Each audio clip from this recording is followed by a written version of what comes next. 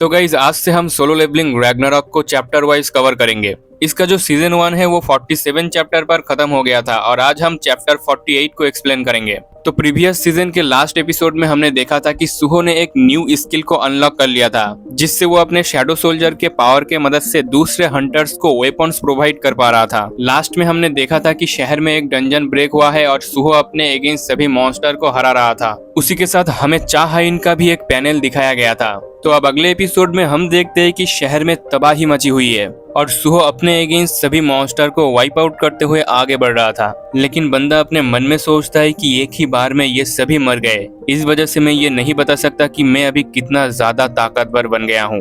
वही सुहो देखता है कि जिन हंटर्स को उसने शैडो सोल्जर के पावर के मदद से वेपन्स प्रोवाइड किया था, उनका बॉडी इस शैडो आर्मर और वेपन्स के वजह से काफी हल्का हो चुका था, जिस वजह से वो लोग भी फाइट में ज्वाइन होकर इन मॉन्स्टर को मार रहा था। सुहो इन हंटर्स को फाइट करते हुए देखकर काफी खुश होता है और अपने मन में कहने लगता है कि शैडो आइटम ने इनके स्टैट्स को बढ़ा दिया है, जिस वजह से ये सभी हंटर स्ट्रॉन्ग बन चुके हैं। और फिर सुहो कहता है अराइज, जिससे यहाँ पर जितने भी मॉन्स्टर को सुहो ने मारा था उनका शैडो एक्सट्रैक्ट हो जाता है।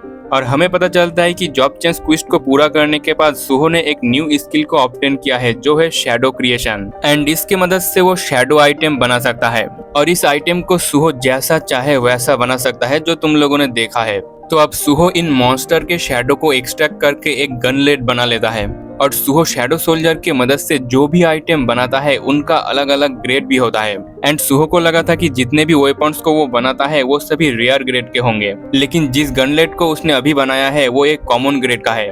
खैर जो भी हो, पहले तो सुहो शैडो को स्टोर नहीं कर पाता था, लेकिन जॉब चेंज क्वेस्ट को पूरा करने के बाद फाइनली अब वो ऐसा कर सकता है। आगे सुहो अपने इस न्यू जॉब चेंज टाइटल को समझने की कोशिश कर रहा था कि मेरा टाइटल है इरेगुलर व्हाइट शैडो, जबकि मेरा शैडो व्हाइट नहीं है। इन्हीं सब चीजों के बारे में सुहो सोच रहा था, तभी एक मॉन्स्टर उसके तरफ अटैक करने के लिए आता है, लेकिन ऊपर से इतरिम के एपोस्टेल यानी पाक दोजिन इस मॉन्स्टर के ऊपर जंप मारता है, जिससे ये मॉन्स्टर जमीन में ही पिचक जाता है और फिर पाक दोजिन एक ही एम्प्लीफिकेशन स्ट्राइक से इन सभी मॉन्स्टर को वाइप आउट कर देता है।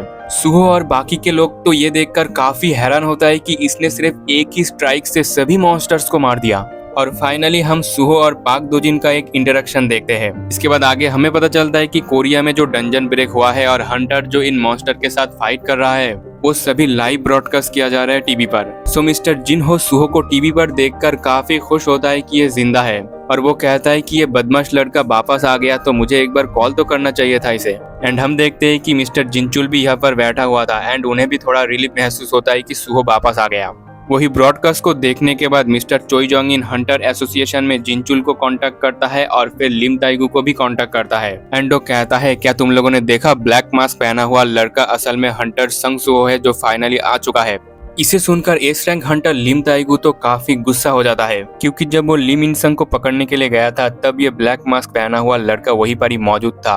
हंटर लिम कहता है कि मैं जानता हूँ ये वही है, इसलिए मैं हंटर पाक दोजिन को कॉल कर रहा हूँ जो वहीं पर मौजूद है, मैं उसे अरेस्ट करने के लिए कहूंगा। इस पर मिस्टर जिनचुल चिल्लाते हुए कहता है कि तुम ऐसे फोर्सफुल मेथड यूज नहीं कर सकते, क्योंकि हमारे पास कोई भी एविडेंस नहीं है कि हंटर संग सुहो एक क्रिमिनल है। लिम ताइगू कहता है, फिर वो अपने चेहरे को छुपा क्यों रहा है? मैं जानता हूँ कि वो एक क्रिमिनल है जो स्टारडस्ट के साथ कनेक्टेड है और उसने ही ली मिन संग को मारा है। इस पर मिस्टर चोईजोंग इन कहता है कि मुझे नहीं लगता कि हंटर संग सुहो एक बुरा आदमी है, बट मैं इस बात से सहमत हूँ कि हमें उसे हंटर एसोसिएशन में लाना चाहिए, क्योंकि इन्वेस्टिगेशन करके पता चला है कि संग सुहो प्रेसिडेंट इयो जिनहो का भतीजा है, जो हमारे हंटर एसोसिएशन के हेड के साथ बहुत ही करीबी रिश्ता रखते हैं। वही इधर हंटर लिम तो काफी गुस्से में था। वो कहता है कि मैं हंटर एसोसिएशन की मदद इसलिए करता हूँ क्योंकि एसोसिएशन का हेड मिस्टर जिनचुल काफी निष्पक्ष तरीके से अपने डिसीजन को रखता है, तो आई होप कि मिस्टर जिनचुल सही डिसीजन ले।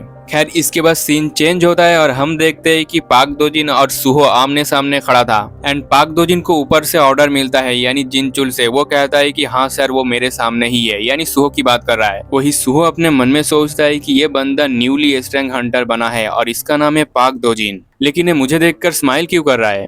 वही हम देखते हैं कि पाक दोजिन कॉल में बात कर रहा था और वो कहता है कि हाँ सर, मैं समझ गया, एंड आगे पाक दोजिन हंटर संग सुहो से कहता है कि ग्रिम रिपर गिल मास्टर ने मुझे तुम्हें हंटर एसोसिएशन में ले जाने के लिए कहा है। इसे सुनकर सुहो कहता है कि ग्रिम रिपर गिल मुझसे क्या चाहता है, और जिस तरह से तुमने कॉल पर बात की मुझे नहीं लगता कि हंटर एसोसिएशन मुझे इंटरेक्शन के लिए बुला रहा होगा। इस पर पाक दोजिन कहता है शायद तुम्हें सिचुएशन के बारे में नहीं पता क्योंकि तुम अभी अभी यहाँ पर आए हो, बट करेंटली तुम वांटेड लिस्ट में हो वाइस गिल मास्टर ली मिनसंग के मर्डर केस में। उसी के साथ स्टारडस्ट डिस्ट्रीब्यूशन के चार्जेस भी तुम पर लगे हैं। इसे सुनकर तो सुहो काफी शॉक होता है कि वो वांटेड लिस्ट में है। और फिर पाक दोजिन कहता है ये तुम्हारे लिए सबसे अच्छा होगा कि बिना किसी परेशानी के तुम मेरे साथ चलो।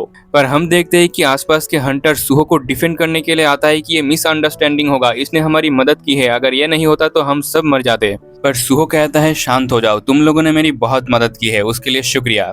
और फिर सुहो बोलता है मैं अपने आप ही एसोसिएशन में जाऊंगा, वैसे भी मैं पहले से ही हंटर एसोसिएशन में जाने के बारे में सोच रहा था। पाक दोजिन कहता है अगर तुम खुद ऐसा करते हो तो मुझे खुशी होगी। वही ये सब हंटर सुहो के दिए हुए आर्मर अभी तक पहने हुए थे, तो सुहो जाने से पहले इन आइटम्स को वापस ले लेता है और कहता है ये काफी अच्छी बात है कि अब मैं अपनी शैडोज को स्टोर कर सकता हूँ। एंड संग सुहो का ये पावर देख के इतरिम का एपोस्टल पाक दोजिन तो बहुत ज्यादा शॉक होता है और समझ जाता है कि सुहो का ऑरा डेफिनेटली चेंज हो गया है। लेकिन पाक दोजिन को समझ में नहीं आता कि पिछले कुछ दिनों में ऐसा क्या हुआ जो ये इतना ताकतवर बन गया। खैर अब सुहो इतना ताकतवर बन चुका है तो अब उसके ऊपर स्टार फ्रैगमेंट काम नहीं करने वाला। इसलिए इतरिम का एपोस्टल पाक दोजिन अपने मन में कहता है हमें स्टार फ्रैगमेंट को डेवलपमेंट करना होगा ताकि हम एस रैंक हंटर को भी अपने बिलीवर में यानी फॉलोअर में शामिल कर सके। बट गाइस ये सब करने में टाइम लगेगा, इसलिए पाक दोजिन सोचता है कि तब तक के लिए मैं इसके साथ चिपक के रहूंगा ताकि इसे मुझ पर शक ना हो। ये दोनों यहाँ से जाने ही वाले थे, लेकिन तभी बाकी हंटर्स के फोन पर एक डिजास्टर वार्निंग आता है, मतलब फिर से एक डंजन ब्रेक हुआ है। बेसिकली ये एक डंजन ब्रेक नहीं है, जिसन करेक्शनल फैसिलिटी जहाँ पर सबसे घिनौना क्राइम करने वाले क्रिमिनल को रखा जाता है, वहाँ पर एक मैसिव ब्रेकआउट हुआ है। मतलब 500 से भी ज्यादा सी रैंक वाले हंटर भाग गए हैं और लोगों का कहना है कि उन्होंने इल्लीगल ड्रग्स लिया है, मतलब स्टारडस्ट का यूज किया है। अब स्टारडस्ट का नाम सुनते ही सुहो तो रुक जाता है एंड बोलता है हमें उन्हें रोकना होगा। पाक दोजिन कहता है कि वहाँ पर पहले से ही हंटर्स मौजूद है तो तुम्हें जाने की कोई जरूरत नहीं। लेकिन सुहो कहता है कि अगर भागने वाले लोगों ने स्टारडस्ट का यूज किया है तो वहाँ पर सिर्फ नॉर्मल हंटर्स काफी नहीं होंगे। पाक दोजिन कहता है कि अगर तुम एसोसिएशन में अभी नहीं जाते हो तो प्रॉब्लम होगा। बट सुहो ट्रांसफॉर्म होते हुए कहता है कि अगर प्रॉब्लम होता है तो होने दो, मुझे घंटा फर्क नहीं पड़ता। एंड सुहो ने यहाँ पर बेसिकली ग्रे के साथ बॉन्डिंग स्किल को यूज किया है और बंदा काफी रेंज मोड में आ जाता है। इसे देखकर पाक दोजिन कहता है ठीक है मैं जाकर हंटर एसोसिएशन को बता दूंगा कि मैंने हंटर संग सुहो को रोकने की बहुत कोशिश की बट मैं फेल हो गया। सुहो कहता है कि इसके लिए तुम्हारा शुक्रिया, डेफिनेटली ये सब खत्म करने के बाद मैं जरूर हंटर एसोसिएशन में जाऊंगा। और फिर सुहो बाई कहकर यहाँ से निकल जाता है। अब सुहो के जाने के बाद इतरिम के अपोस्टल पाक दोजिन कहता है एक्चुअली ये काफी अच्छी बात है, मैं भी देखना चाहता हूँ कि तुम कितना स्ट्रांग बन चुके हो। और फिर इसके बाद सीन चेंज होता है, हम जिसन करेक्शनल फैसिलिटी को देखते हैं और ये बेसिकली गाइज एक जेल है जिसके अंदर सबसे डेंजरस और घिनौने क्राइम करने वाले क्रिमिनल्स रहते हैं जो एवोकन है। एंड हम देखते हैं कि यहाँ पर तो तबाही मची हुई है, काफी लोगों को मार दिया गया है। एंड इन्होंने अपने गले में लगे इस माना बैंड को भी निकाल देता है और कहता है कि इंसान कितना क्रूर होता है। उन्होंने हमारे गले पर माना स्टोन लगा के रखा था ताकि वो लोग हमें मार सके। और फिर आगे हम देखते हैं कि यहाँ पर सिचुएशन काफी बदतर हो चुका है। एंड इस जगह पर एक बंदा है जो इन्हें लीड कर रहा था, वो सबको बताता है कि ग्रेट कैटासिलिज्म के बाद हमें जो शक्तियां दी गई थी उनका इस्तेमाल करके हमने वो हासिल कर लिया जो हम चाहते थे, लेकिन हंटर एसोसिएशन ने हमें क्रिमिनल समझ लिया एंड हमें यहाँ पर बंद कर दिया, तो अब मैं एसोसिएशन से अपना बदला लेने जा रहा हूँ। और फिर हमें पता चलता है कि यहाँ पर 100 से भी ज्यादा बी रैंक और डी रैंक हंटर मौजूद है जो काफी पावरफुल है। उसी के साथ इन लोगों को जो लीड कर रहा था वो ऑर्डर दे देता है कि तुम लोग अब आजाद हो, तो बाहर जाओ और अपने गुस्से को जगाओ एंड जिसके ऊपर गुस्सा निकालना है उसके ऊपर गुस्सा निकालो, जिसे मारना है उसे मार दो, दिखा दो तुम्हारा गुस्सा कितना ज्यादा है। इसके बाद हमें इस लीडर का शक्ल दिखाया जाता है और वो बोलता है this is the dungeon break. And guys क्या तुम्हें पता चल रहा है कि ये कौन है? ये हुआंग डोंग सुक है जिसे संग जिनबू ने सीजन 1 में मार डाला था। लेकिन सोलो लेवलिंग की दुनिया रिस्टार्ट होने के बाद लास्ट में हमने देखा था कि ये भी जिंदा हो जाता है और इस टाइमलाइन के अंदर भी ये बंदा एक क्रिमिनल है। तो आप लोग कमेंट में बताओ कि इस टाइमलाइन के अंदर अब इसे कौन मारेगा। और अगर आप लोग वीडियो देखते देखते यहाँ तक पहुंच गए हो और आज का एक्सप्लेनेशन आप लोगों को अच्छा लगा है तो चैनल को सब्सक्राइब करके वीडियो को शेयर कर दो। मैं मिलता हूँ आपके साथ नेक्स्ट वीडियो में, तब तक के लिए बाय बाय।